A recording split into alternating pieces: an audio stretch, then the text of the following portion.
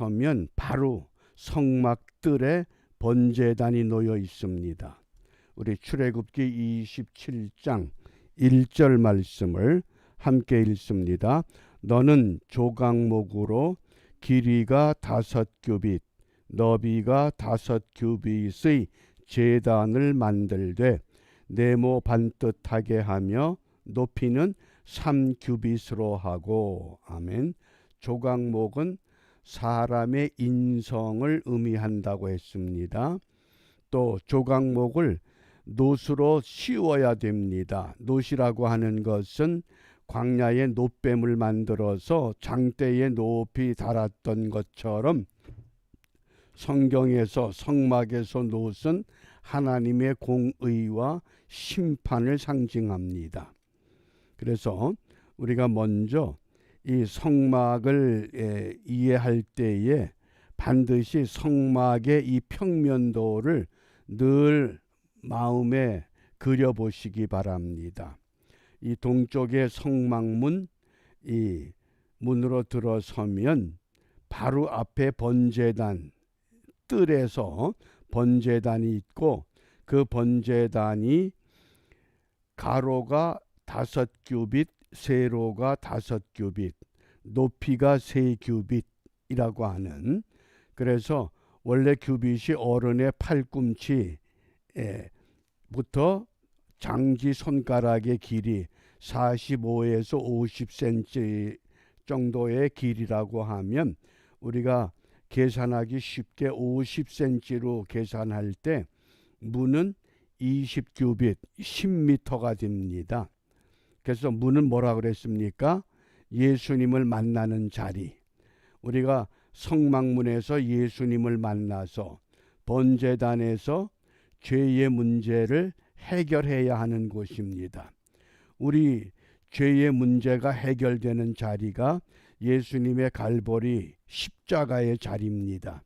또는 이것이 오늘에는 교회의 자리가 되기도 합니다. 그래서 번제단의 자리가 갈보리 언덕이다, 교회라고 하는 것을 기억해 주시기 바랍니다. 그러면 번제단의 이 특징이 있습니다. 번제단의 3가지 특징이 있습니다.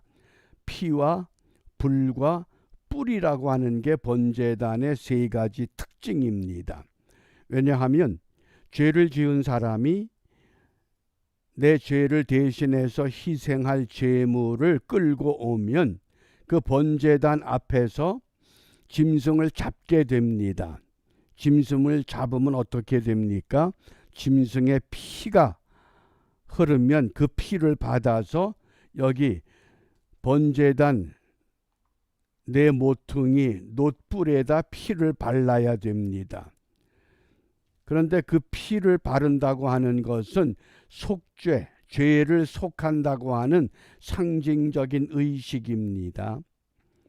뿔이 4개가 있다고 하는 것, 그래서 피와 불과 뿔이라고 하는 이것을 기억하시고, 먼저 이 가로와 세로가 5규빗 그랬습니다. 정사각형이죠. 정사각형의 이 번제단, 이것을 히브리 문학에서 이 게마트리아라고 하는, 요한계시록을 읽을 때도 수에 대한 상징이 많이 나오는데 그게 게마트리아입니다. 왜냐하면 오늘날처럼 그 1, 2, 3, 4 수가 따로 있는 것이 아니라 히브리 또 헬라어 알파벳 자체가 수를 상징하기 때문에, 그래서 그 게마트리아에서 이 5이라고 하는 것에 상징적인 의미가 있습니다. 우리가 하나 그러면 하나님의 수, 둘 하면 증인의 수, 셋 하면 거룩의 수, 하나님의 수, 성부, 성자, 성령, 넷 하면 동서남북 땅의 수, 5 하면 5은 고통과 환난의 수라 그럽니다. 이게 히브리 문학 게마트리아에서 5이라고 하는 이 숫자. 그래서 5규빗, 5규빗은 뭡니까? 이게 고통의 수치입니다. 어떤 고통을 말합니까? 사람이 죄를 지으면 사람이 죄값을 지불해야 하는데 사람 대신 희생의 제물이 이 번제단에서 피를 흘립니다. 제물이 고통을 받습니다. 그래서 5규빗 5규빗, 높이가 3규빗, 아주 거룩한 하나님의 수. 그래서 고통을 하나님에 의해서 완전히 해결하는 자리, 그게 번제단입니다. 이걸 기억하시면 됩니다. 다시 한번, 이 게마트리아라고 하는 히브리 문학의 수비학, 수의 신비 그러는데 5이라고 하는 이 5자의 의미는 고통과 환난의 수를 말합니다. 왜 고통과 환난의 수냐? 예수님께서 사마리아 수가성에 들어가셔서 우물가에서 한낮에 사마리아 여자가 물을 길러 왔습니다. 그때 그 여자에게 물을 달라고 청했습니다. 그러면서 대화하고 오고 가는 중에 예수님께서 그 사마리아 여자에게 내가 지금 남편이 5이 있었으나 지금 남편도 내 남편이 아니다. 무슨 말씀입니까? 5번씩이나 이혼당하고 지금 6번째 남편하고 살고 있는데 그 남편도 네 남편이 아니다. 무슨 일? 그런 고통 가운데 있다는 겁니다. 또 다윗이 블레셋 골리앗 장군과 맞서기 위해서 대항하기 위해 나갈 때 매끄러운 돌 몇 개를 주었습니까? 5개를 주었습니다. 그 5 가운데 하나를 던졌을 때 골리앗이 무너집니다. 또 야곱의 가족들이 애굽으로 이동한 후에 흉년이 2년이 지났는데 앞으로 5년 동안 씨도 뿌리지 못하고 추수도 못하는 5년의 기간이 남아있다. 그게 뭡니까? 고통의 기간, 환난의 기간. 그래서 성경에서 이 5이라고 하는 의미가 고통과 환난을 상징한다고 하는, 그래서 번제단의 이 크기 5규빗, 가로 세로 높이 3규빗, 이것을 기억해 주시고, 이제 번제단의 특징, 피와 불과 뿔에 대한 자세한 의미를 함께 나누겠습니다. 먼저 피입니다. 우리가 잘 아는 것처럼 피는 뭡니까? 짐승의 피가 나의 죄를 대신해서 속해주는, 히브리 말로 피를 담이라 그럽니다. 근데 이 담이 어떻게도 쓰이냐? 포도즙으로도 쓰입니다. 뜻이 포도즙이 되기도 합니다. 예수님께서 성만찬 때에 이 잔은 내가 너희를 위해서 흘리는 나의 피, 언약의 피 그랬죠. 그게 어떤 피예요? 그게 구약의 이 담이라고 하는 피에서 나온 겁니다. 그러니까 피는 죄를 속하는 상징입니다. 어떻게 그 의미가 주어지느냐? 신명기 12장 23절, 다만 크게 삼가서 그 피는 먹지 말라. 피는 그 생명인즉 네가 그 생명을 고기와 함께 먹지 못하리니, 피가 생명이다. 피는 생명입니다. 그러면 죄를 지으면 죄값을 반드시 지불해야 됩니다. 어떻게? 로마서 6장 23절, 죄의 싹은 사망이다. 죄는 죽어 마땅한데 하나님의 은사는 그리스도 예수 우리 주 안에 있는 영생이다. 어떻게? 히브리서 9장 22절이죠. 율법을 따라 거의 모든 물건이 피로써 정결케 되나니, 번제단의 희생 제물의 피가 내 뿔에, 케렌이라고 하는 뿔에 발라짐으로 인해서 생명을 약속받는다. 그러므로 피 흘림이 없은즉 사함이 없다. 왜? 피가 생명인데 그 생명을 어떻게 약속받느냐? 대신 짐승이 희생의 제물이 되므로. 그래서 번제단에서 가장 중요한 요소가 첫 번째 피라고 하는 것을 기억해 주시기 바랍니다. 피는 예수님의 언약의 피가 될 것이고 결국은 죄사함, 너희를 위해서 흘리는 언약의 피다. 왜? 너희 죄를 내가 이제는 더 이상 번제단이 없는 제사로 너희들을 율법을 완성시켜 주시는 우리 주님의 은혜를 깨닫게 합니다. 그 다음 두 번째, 제단에서 반드시 있어야 할 게 불입니다. 하나님이 내려주시는 불이 있어야 됩니다. 그 애시라고 하는 그 불이 뭡니까? 성령입니다. 성령. 그러니까 이 성령이 반드시 임해야만 합니다. 열왕기상 18장 38절 그 아합 왕 때에 선지자 엘리야와 가마알 그 우상을 숭배하는 이 우상 숭배자들, 그 850명이 엘리야와 갈멜산에서 단을 쌓습니다. 그리고 하늘에서 불이 내려와서 이 재물을 태우는 그 신이 참신이다. 그럴 때 열왕기상 18장 38절입니다. 이에 여호와의 불이 내려서 번제물과 나무와 돌과 흙을 태우고 또 도랑의 물을 핥은지라. 완전히 태워버리는, 뭡니까? 하늘로서 불이, 단을 쌓으면 하늘로서 불이 임해야 그게 참다운 단이요 제사요 예배가 된다고 하는 것을 오늘 우리에게 암시합니다. 우리가 예배할 때마다 하늘로부터 불이 내려오는 경험을 가져야 할 텐데 그것이 이루어지지 않는 안타까움을 우리는 늘 마음에 두고 있습니다. 그 다음에 솔로몬이 성전을 완공하고 역대하 7장 1절입니다.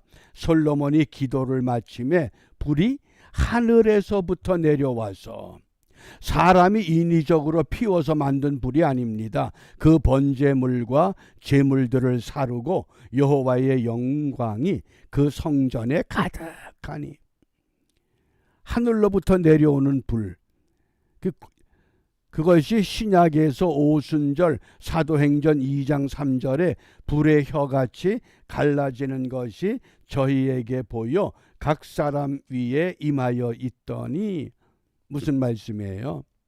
오순절날 제자와 사도들이, 많은 사람들이 마가의 다락방에 모여서 약속한 것을 기다릴 때에 갑자기 바람 같은 성령, 불 같은 성령 그들에게 임했다는 겁니다. 그래서 불은 성령이다.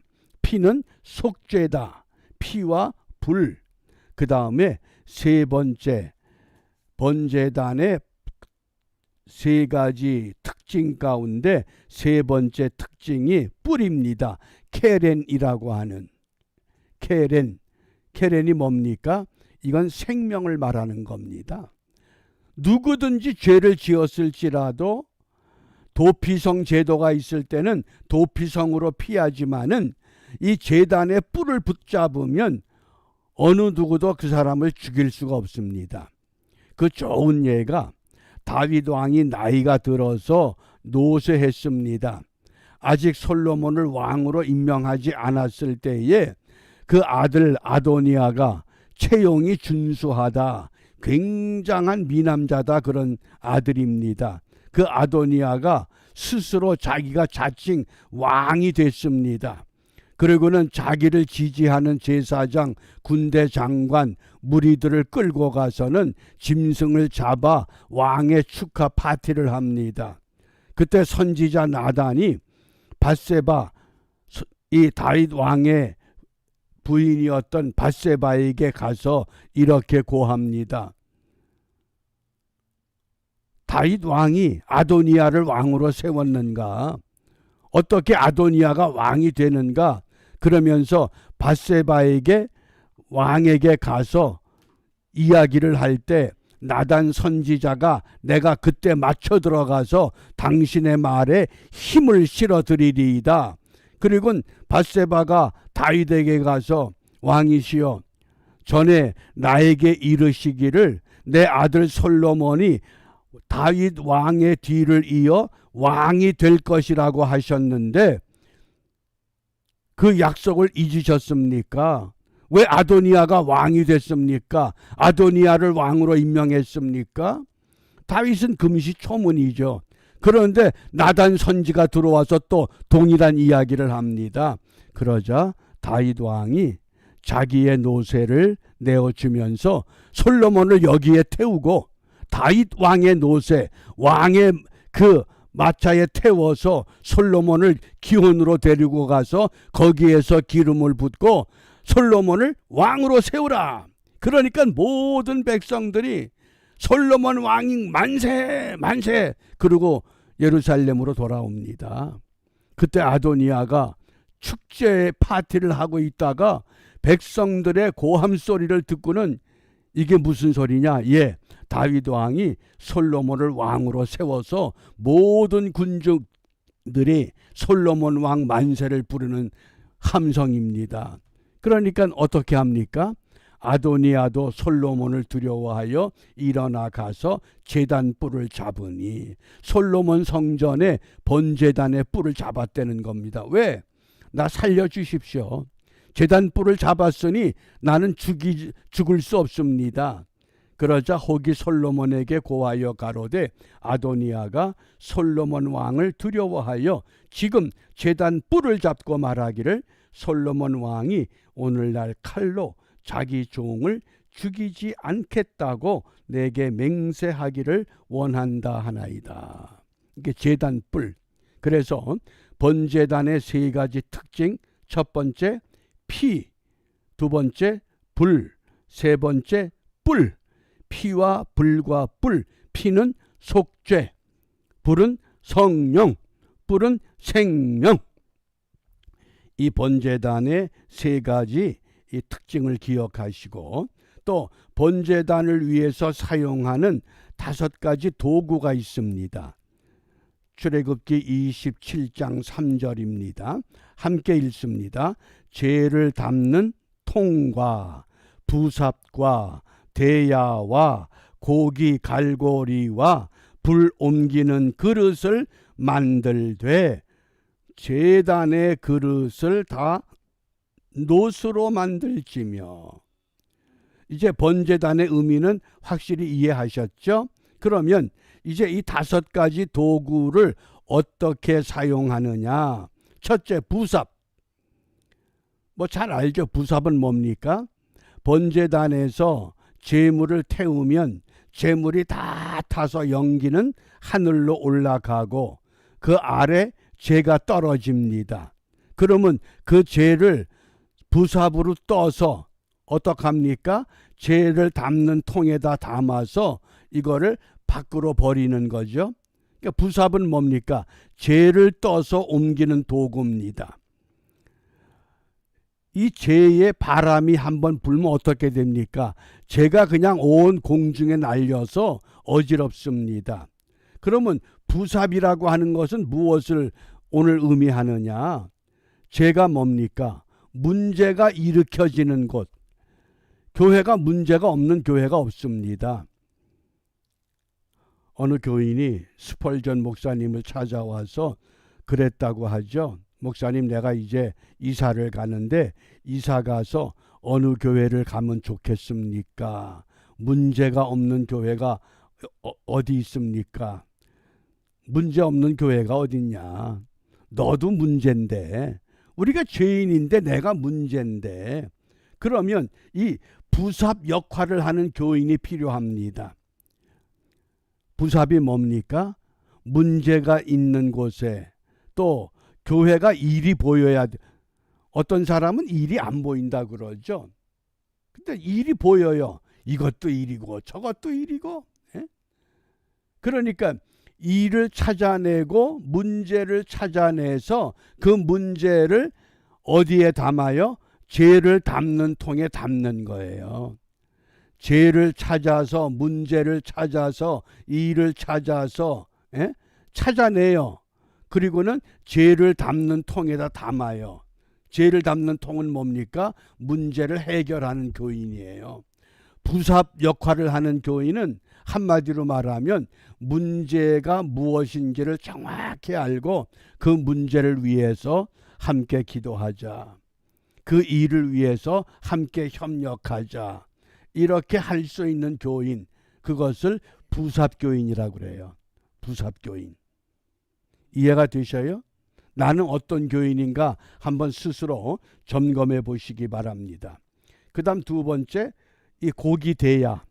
고기대야는 두 가지 도구 역할을 합니다. 짐승을 잡으면 어떻게 돼요? 피를 받잖아요. 피를 받아서 그 피를 제단 놋불에 발라야 되죠. 그 다음에 두 번째, 짐승을 잡으면 각을 뜨잖아요. 각을 떠서 이 대야에 담아서 어떻게 해요? 번제단에다가 갖다 부어서 태우잖아요. 그러니까 제단을 채우는 거예요. 요즘으로 말하면 교회를 채우는 역할이에요. 나가서 전도하고 나가서 사람들에게 교회를 홍보하고, 그게 고기대야 교인이에요. 부삽교인도 필요하고 고기대야 역할할 수 있는 교인, 재물, 교인들, 사람들을 세상에 나가서 불러 모아서 우리 여기 와서 예배합시다. 여기에서 우리 함께 교제합시다. 그게 대야 교인의 역할인 줄 압니다. 그 다음에 세 번째, 고기 갈고리 보이죠? 이 고기 갈고리. 하루에도 수도 없이 수많은 재물, 200마리, 300마리 정도의 짐승을 잡는다고 하니까 하루 종일 짐승을 각을 떠서 태우면 먼저 타는 것과 나중에 올려놓는 고기들이 뒤엉키잖아요. 그러니까 이 고기들을 잘 연결시켜 주는 거예요. 재물과 재물을 연결시켜요. 그런데 어떤 교인은 여기 가서 쑥떡쑥떡, 저기 가서 쑥떡쑥떡 그러면서 교인들을 이간질 시키는 사람도 있어요. 할 말 못할 말 그저 여기다 옮기고 저기다 옮기고, 그건 고기 갈고리 역할을 못하는 거예요. 고기 갈고리 역할은 오래 다닌 교인이나 또 처음 온 교인이나 이걸 서로 잘 연결시켜서 교회 생활에 잘 적응할 수 있도록 도와주는, 그게 고기 갈고리 역할을 하는 거예요. 번제단에서 먼저 바친 재물, 나중 온 재물, 먼저 바친 재물은 벌써 많이 탔을 거 아니에요. 그러니까 이런 것들이 뒤엉키지 않게 잘 연결시켜서 잘 타서 죄가 돼서 아래로 떨어질 수 있도록 부삽 같은 교인, 고기 대야 같은 교인, 고기 갈고리 같은 교인. 어떠세요? 나는 어떤 역할을 잘하는가? 다 사람마다 자기 장점이 있기 때문에 그 장점을 계속 격려해서 잘 살리게 하고, 잘못된 것은 다듬어서 새로운 모습으로 바꾸어낼 수 있는. 그 다음에 죄를 담는 통이 있죠. 부삽으로 죄를 떴어요. 문제를 발견했어요. 일을 찾아냈어요. 그러면 죄를 담는 통은 그 문제와 그 일을 해결할 수 있는 능력이 있단 말이에요. 부삽은 해결할 능력은 없어요.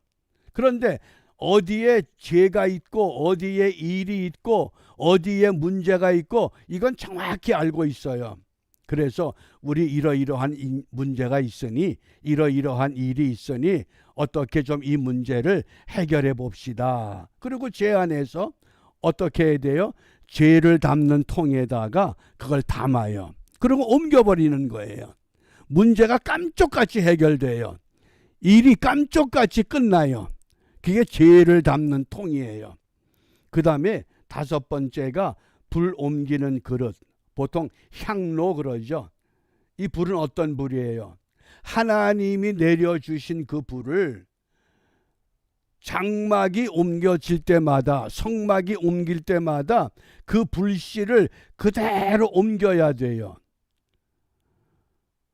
광야 생활 40년 동안 성막을 몇 번 옮겼느냐? 42번 옮겼다고 그래요. 42회. 그 42회를 옮기면서 옮길 때마다 그 불을 껐다가 다시 피우는 것이 아니라 그 불씨가 꺼지지 않게 불 옮기는 그릇에 담아서 그 불을 옮기는 거예요. 그러니까 교회에 하나님의 은혜를 받은 교인이 먼저 있으면 그 교인 까닭에 하나님의 성령의 불이, 하나님의 은혜가 자꾸 전달되는 거예요.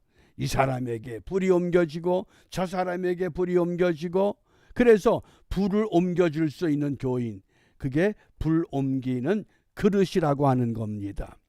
그래서 번제단에 이 5가지 도구, 부삽, 고기 대야, 고기 갈고리, 죄를 담는 통, 불 옮기는 그릇, 이것이 제물을 바치는 도구로 사용했지만은 오늘날 이 시대의 교회에서는 부삽 같은 교인, 고기 대야 같은 교인, 고기 갈고리 역할하는 교인, 죄를 담는 통과 같은 교인, 불 옮기는 그릇과 같은 교인, 그래서 다양한 그 자기의 달란트들을 가지고 함께 모여서 예배하며 교제하며 하나님의 임재를 사모할 때 바로 그것이 바람직한 번제단, 그것이 바로 오늘 이 시대가 갈망하는 하나님의 교회 모습이라고 하겠습니다. 그런데 이 불 옮기는 그릇을 잘못 사용한 경우가 있었죠. 기억나셔요? 하나님의 불을 사용하지 않다가 망한 사람. 우리 민수기 26장 1절 보세요. 나답과 아비후는 다른 불을 여호와 앞에 들이다가 죽었더라. 나답과 아비후 제사장의 아들이 하나님의 불, 향로에 있는 불을 사용하지 않고 자기 멋대로 다른 불을 여호와 앞에 들이다가 죽었더라. 그래서 이 번제단이 성막 뜰에 있는데 그 성막 뜰의 번제단은 예수님의 십자가가 세워졌던 갈보리 언덕과 같고 요즘에는 하나님의 교회와 같아야 된다. 그래서 교회가 어떤 모습이 되어야 합니까? 교회는 뜨거워야 됩니다. 왜? 하나님의 성령의 불이 임재하기 때문에 찬송할 때도 좀 뜨겁게, 기도하는 것도 뜨겁게, 뜨거워야 된다. 그 다음 2번째, 교회는 모든 문제를 갖고 나왔기 때문에 문제를 해결받아야 한다는 겁니다. 그게 번제단의 의미입니다. 아픔의 문제, 경제 문제, 무슨 사람과의 관계 문제, 온갖 문제들이 많잖아요. 그 문제를 가지고 주님, 제가 왔습니다. 그리고 머리만 숙여도 하나님의 성령이 그 위에 임해서 문제가 해결받고 참 자유와 기쁨을 가지고 나갈 수 있는 그런 자리. 그 다음에 교회는 채워야 합니다. 왜? 그 대야와 같이 재물들을 차곡차곡 쌓아서 모아다가 제단에 쏟아붓는 것처럼 세상 사람들을 데려다가 구원받게 하는, 구원의 수가 증가돼야 하는 것 채워져야 합니다. 그리고 교회는 사랑이 넘쳐야 합니다. 이것이 번제단의 의미라고 하는 것. 그래서 우리 이 교회가 작지만은 좀 큰 교회 같은 역할을 할 수 있도록 번제단의 기능을 제대로 발휘할 수 있는, 뜨겁기도 하고 문제를 해결하기도 하고 채워지기도 하고 사랑이 넘쳐서 누구든지 한 발 들여놨다가는 다시 가야 되겠다 하는 그런 욕망이, 그런 마음이 자극되는 그런 믿음에 우리가 초소로 세워질 수 있도록 함께 기도하며 우리가 이제 새로운 방법을 다시 생각하면서 목회 계획을 갖고 나갈 때 주일에 설교를 맡은 이호승 목사님, 수요일에 성경의 인물을 통해서 우리의 신앙을 다져줄 우리 황선민 목사님, 또 우리가 새벽에 말씀을 통해서 하루의 삶을 결단하는 이 새벽의 말씀, 그래서 잘 협력해서 이 번제단의 아름다운 번제단과 같은 교회로 새롭게 거듭나는 은혜를 우리 함께 기도하며 새로운 도약을 함께 다짐할 수 있기를 바랍니다. 기도하겠습니다. 은혜로우신 아버지 하나님, 성막을 통해서 번제단을 세우게 하셨고 그곳에서 죄를 지은 백성이 죄를 대신 희생할 희생의 제물을 바침으로 죄의 문제가 해결되었던 것과 같이 오늘날도 하나님의 교회에서 누구든지 그곳에 와서 하나님을 갈망하는 뜨거움이 솟아나게 하시고 내가 안고 있는 어떤 문제일지라도 주님 앞에 가지고 나가면 반드시 해결받는 은혜의 자리가 되게 하시고 이러한 은혜가 채워지고 채워져서 하나님의 사랑이 열매를 맺는 아름다운 하나님의 교회 공동체가 세워질 수 있도록 인도하여 주시옵소서. 예수님 이름으로 기도합니다. 아멘.